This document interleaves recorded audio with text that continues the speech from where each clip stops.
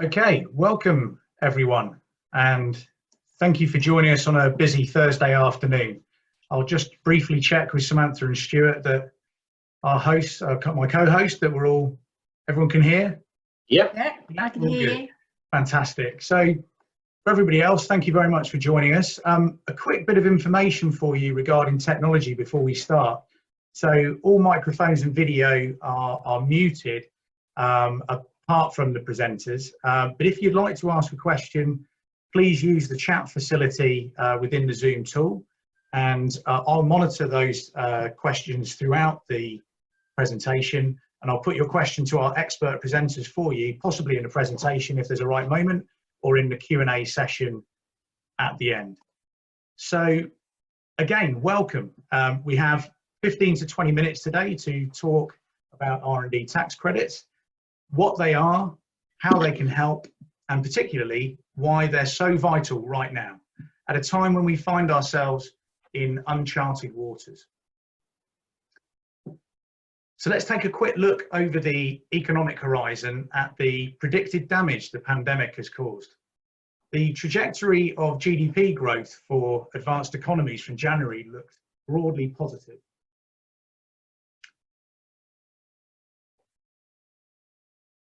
But the predicted impact of coronavirus appears severe and sustained. So how do we as business leaders navigate these uncharted waters? There are many financial supports available for consideration, such as the VAT deferrals, coronavirus business interruption loan scheme, and also R&D tax credits, among many others. But how do you prioritise as a business leader which of those to draw on? And the thing to note is that the majority of the supports available are forms of debt or delayed payment, which stores up the problem for further down the line in an uncertain future. R&D tax credits, on the other hand, help reward for past innovation and allow you to release cash into the business now, so you can survive this crisis and thrive through our research and development, through innovation. So that's the immediate priority for us as business leaders, is to survive. As I say, we really want to look at thriving also after the coronavirus pandemic has passed. So survive in terms of emerging with a strong reputation with our clients, trust from our staff, and a really solid financial base. And when we say about thriving, it may be hard to see now, but the seeds of the next growth industries and businesses are actually taking root. A lot of that is being driven by R&D.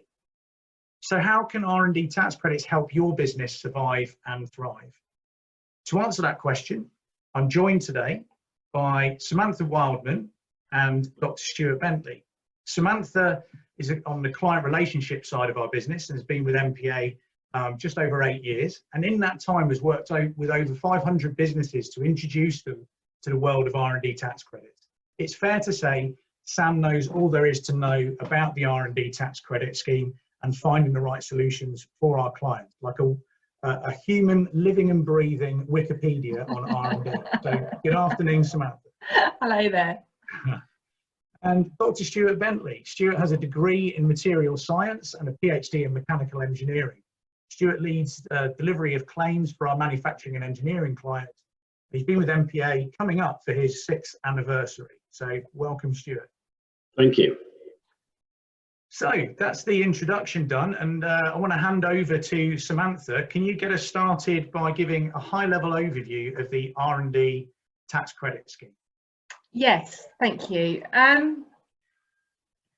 Not the always easiest question to start with. So R&D tax credits is a government incentive that is designed to encourage companies to do more R&D and innovation, because there's a strong link between R&D and economic growth. Now, normally at that stage, when I tell my clients that, they all switch off and say it doesn't apply to them because they don't see themselves as doing R&D and innovation. So the next question is the important question about what is R&D. And again, HMRC will start talking to you about advancing technology, solving complex uncertainties, being innovative. Again, how does that relate to most businesses? when you're in business, you are trying to keep ahead and keep things going. So you constantly have challenges and problems that you need to overcome. How can I reduce that unit price by 1 pence per unit? How can I make something 2% lighter? How can I increase throughput by 10%? They are challenges that you have to solve to be able to stay ahead in your market. And they're not easy to solve. It's not a case of I can take off a couple of bolts from that product and I've saved them a penny. I think those bolts may have been quite important. I can make something 2 millimeters thinner to make it lighter, but that'll have an impact on the structure of the product. So you've got to solve how you can do that. So some of the things you have to solve to keep yourself ahead and moving. And then sometimes clients will come to you and ask you to do something that nobody else can do, but you're experts in that field, so you think that you can do it. That activity and that process that you have to go through to solve those problems is exactly the same process somebody has to go through when they're designing a new product, something that's not out there. It's that trial, iterative process that you have to solve, and that is R&D.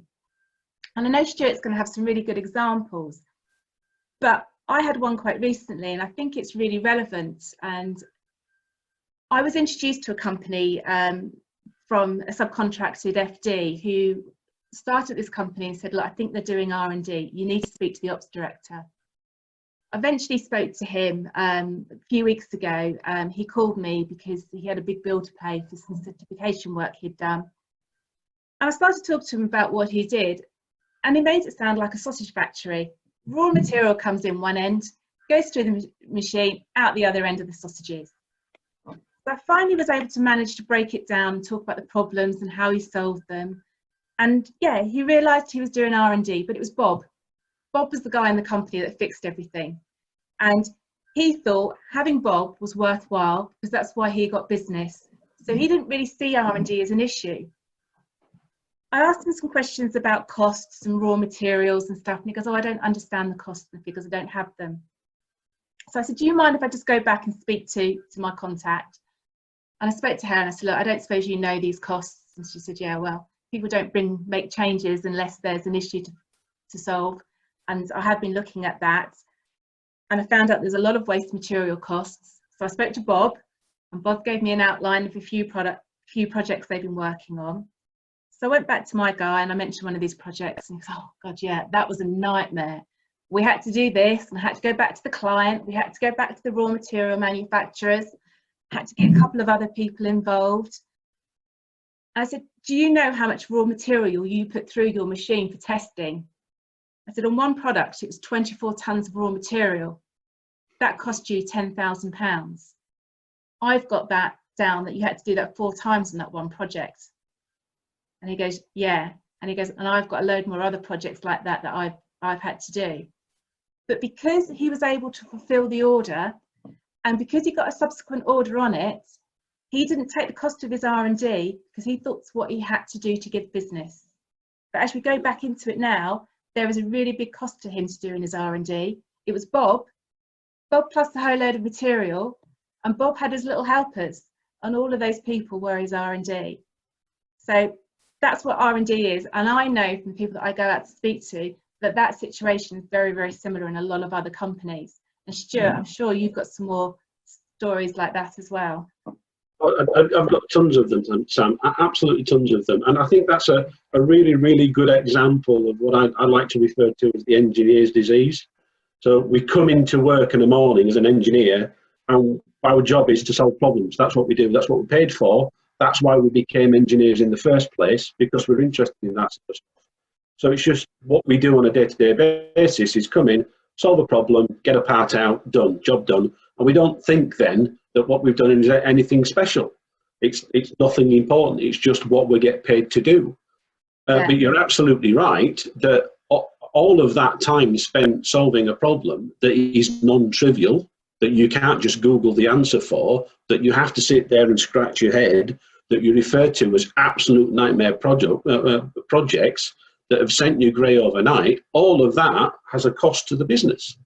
It's an investment in the future, but there's a cost to the business. Absolutely. So, yeah. And then we can talk about the costs, if I can actually move the slides in the right direction. Absolutely. Oh no, I'm too far. Don't look. Absolutely. There we go.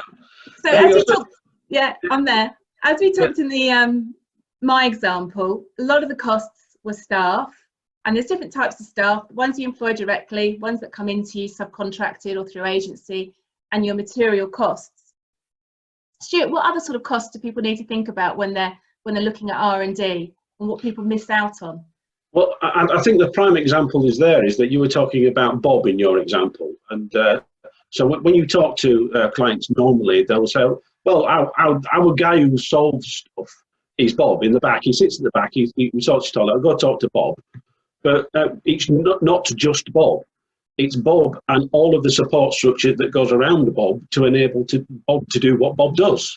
So at the use of using too many Bobs there, but you get the point.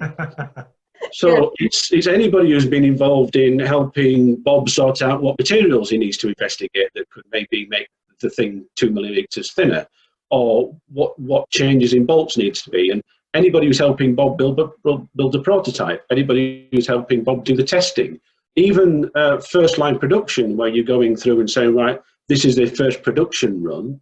We're not overly sure we've solved all the issues, so we'll have a look at the first production run. So the guys in production will be helping in that. Then you've got your project managers, you've got your admin managers, really anybody who you can say has been involved in solving that problem. Now, HMIC talk about technical uncertainties, you might have heard of that. Let's ditch that terminology, let's call it what it is. It's a problem, it's an issue, it's something that needs to be solved. So anything that's helping move your company forward and solving a problem that has a cost associated with it has a potential to be qualifying R&D expenditure. Excellent. So most of it will be staff, but then you've got your materials and you've got your utilities as well. So Stuart, what happens if my projects don't work? Wow. Well, so I think what you need to be careful of is not doing R&D because you think it might fail. What the scheme is all around is incentivizing that learning process. So as Edison famously said, I have not failed, I've just found 10,000 ways that it didn't work, all of which is valuable to know, because that means the next time you do some work, you know where not to start from. And it's always moving your processes forward. And if you just look at it as a way of recording your intellectual property, the issue with having a Bob at the back of the shop is that you over-rely on Bob. If Bob's not there, what do? Where have you recorded what Bob knows? So the scheme is another way of getting your head around a recording system for your intellectual property. So there is no such thing as failure in R&D. It's learning. It's a learning opportunity. And everything that moves in that direction is claimable. Brilliant. Thank you, Stuart. So then we look at, yes. How does it improve? How do R&D tax credits improve the cash flow into the business? Because that's what we're interested in. Now, when we looked at the scenario that I had before, we found out, and what Stuart's also mentioned there, that your R&D can actually be quite a few different people and quite a few different materials that you use and stuff like that. If you've spent £100,000 on R&D and you're a profit-making company paying corporation tax, you can get £25,000 of cash back into the business from what you've paid in the past. If you're loss-making, you can also claim. You haven't paid corporation tax. The HMRC will allow you to take the loss that the R&D has made, plus maybe some losses that you've made within the business, and convert them into cash that you can get into the business now. So it really is a way of getting that cash back into the business. And because it looks at what you've done in the past, so it looks at your past work, your past costs. It's not like getting a grant where you've got to predict what you're going to do in the future and work out how you're going to pay for it and how you're going to commercialize it. It's based on what you've already done. So you can go back, look at that work, produce a technical report for HMRC, all the documentation that they need, send it to them based on what you've already spent and already done, and then they'll pay you out the money. And when you look at what you can get back, it's not a case of what you did last year or what you've done this year.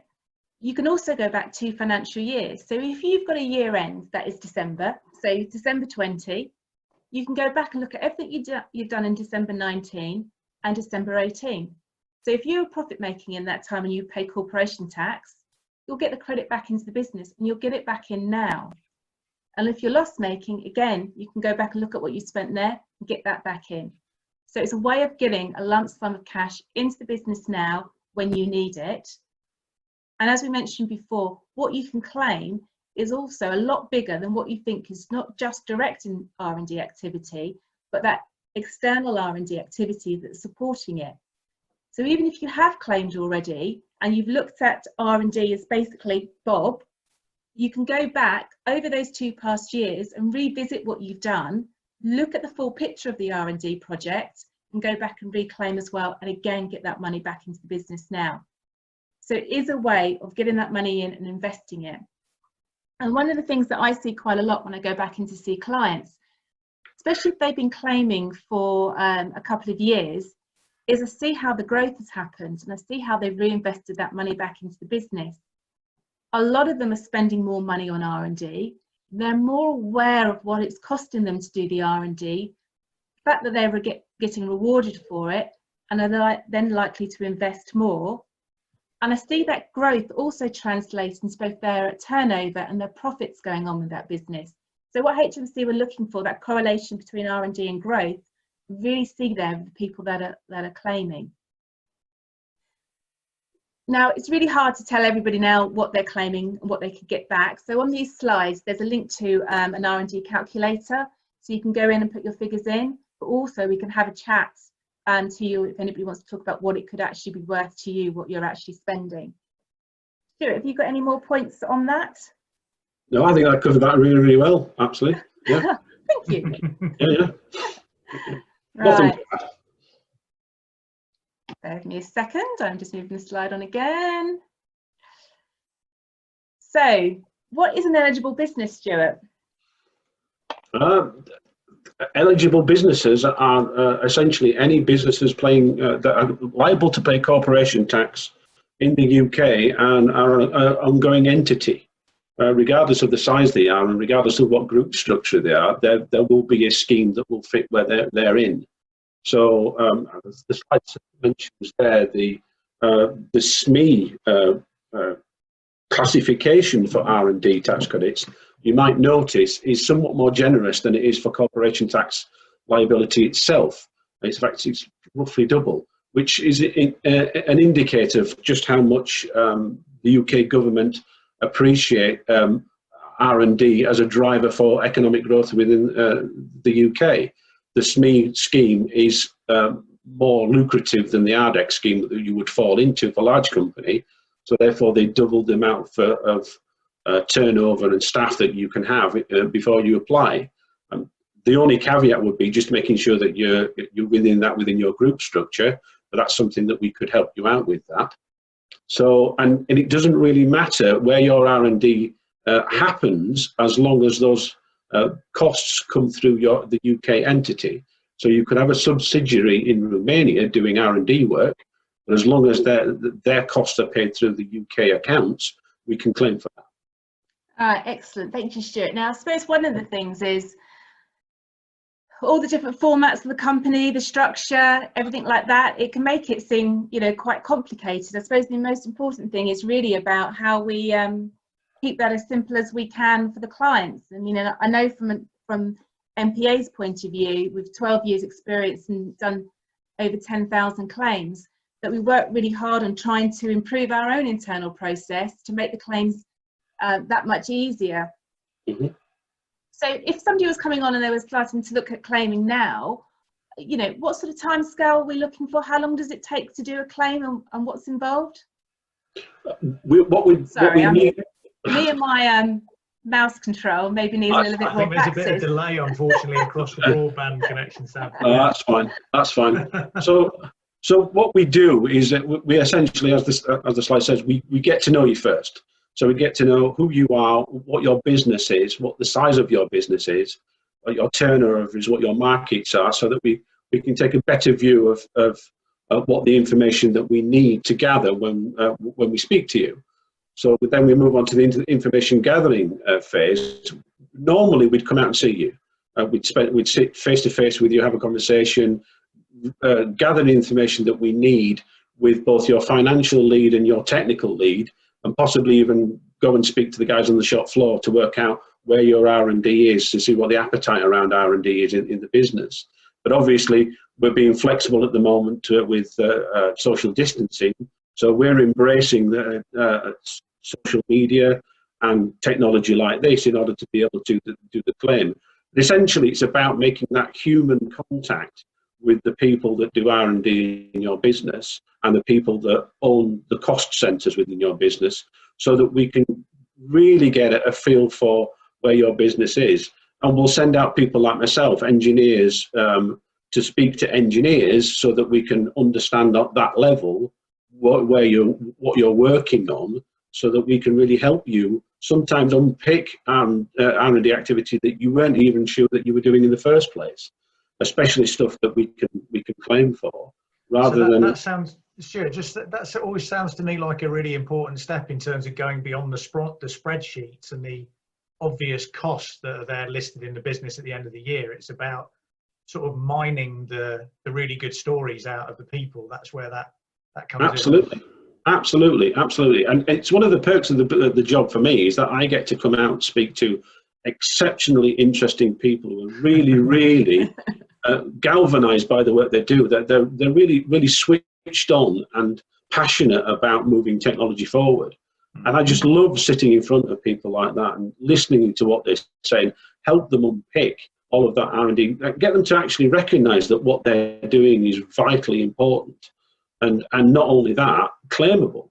So and what we get from that is the ability to build that rapport, write the reports that we need to do, and maximize the entitlement, maximize the claim, make sure that we've got every single pound that you're entitled to within that claim. And that process can take anywhere between, the quickest I've done one is 48 hours, because we were coming up to a deadline.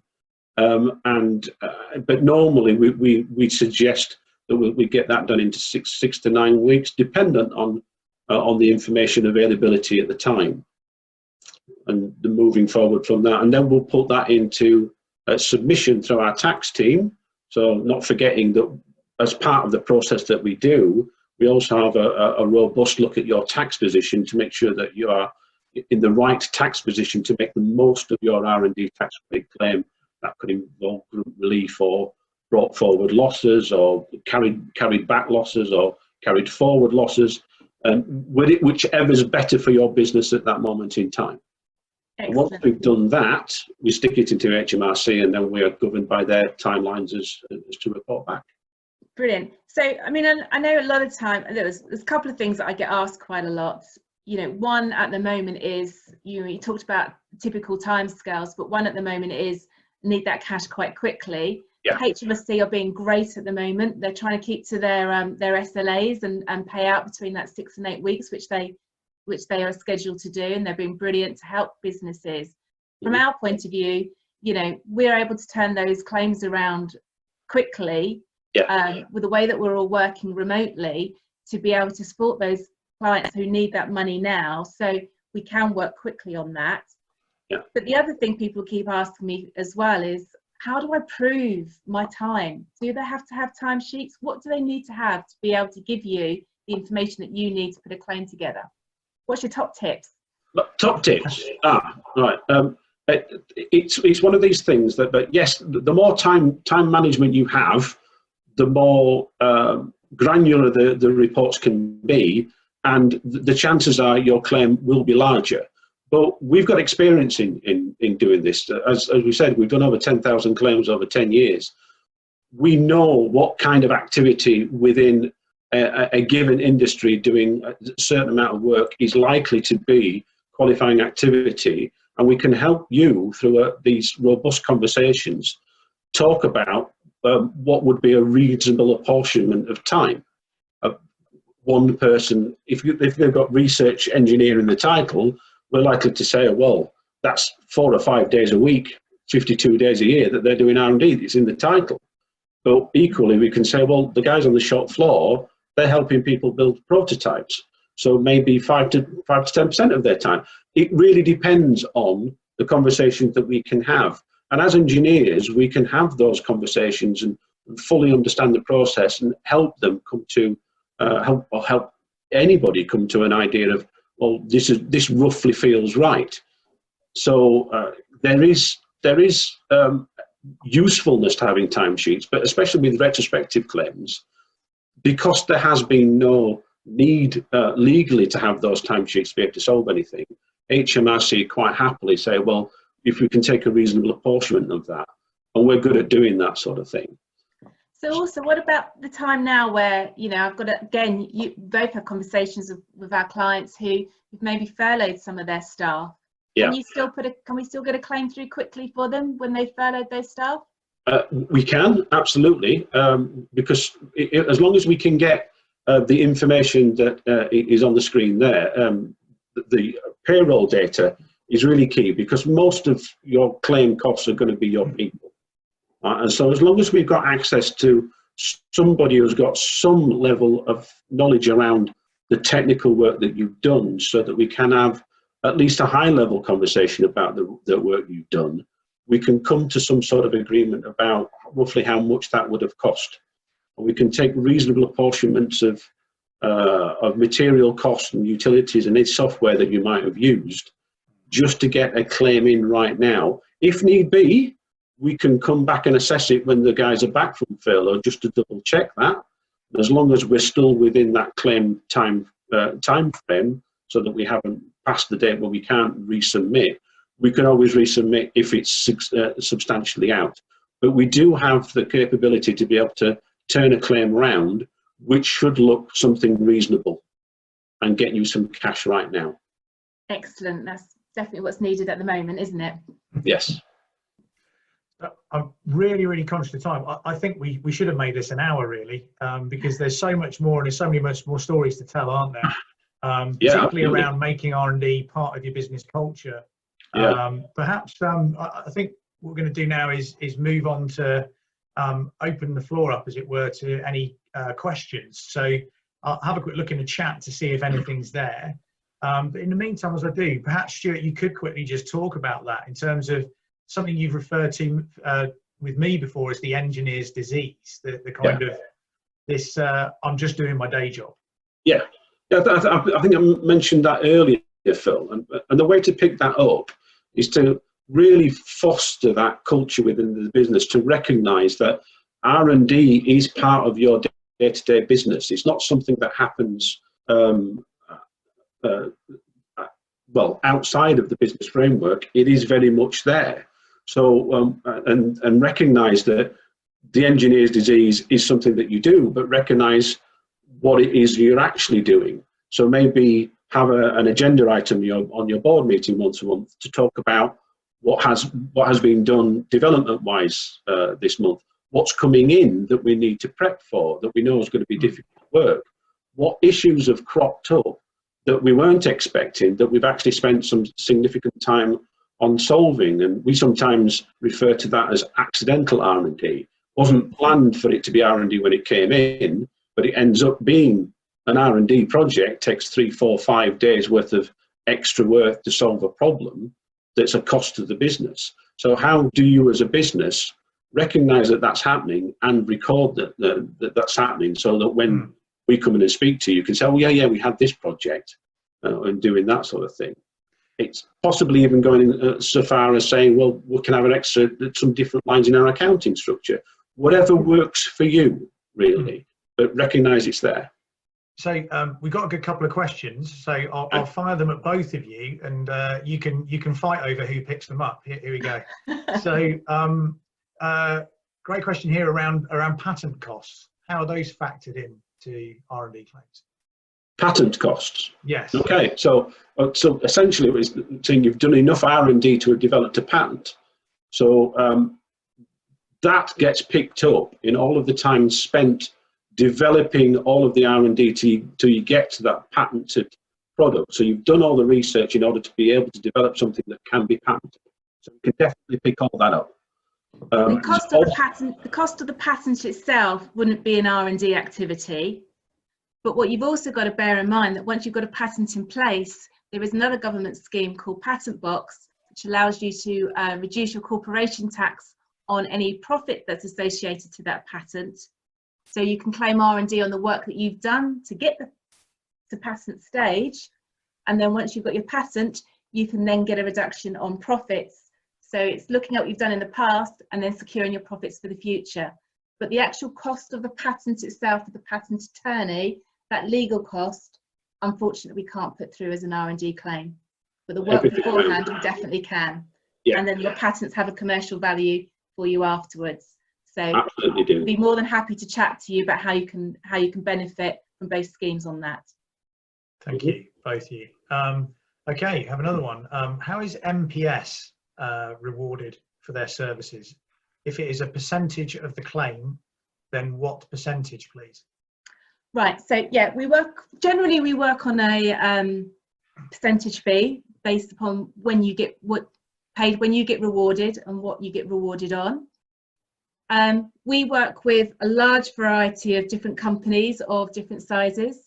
Typically our fee starts at 20%, but we'd be happy to go in and talk to people about their exact needs, their exact particular R&D spend, and then put a solution together that meets your requirements and our requirements and work that way. So we know one size doesn't fit all, but I'd be happy to have a chat to you about how we could help you and what we could offer.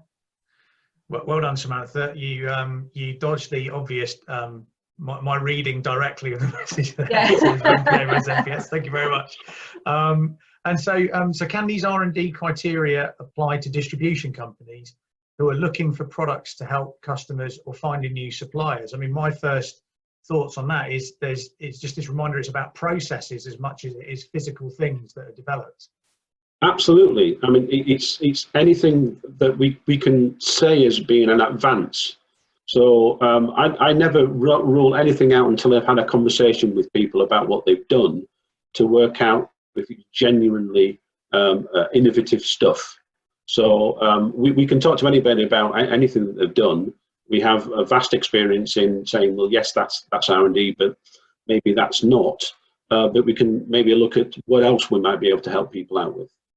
So it could be processes within a warehouse, for example. It could be software for running the distribution services.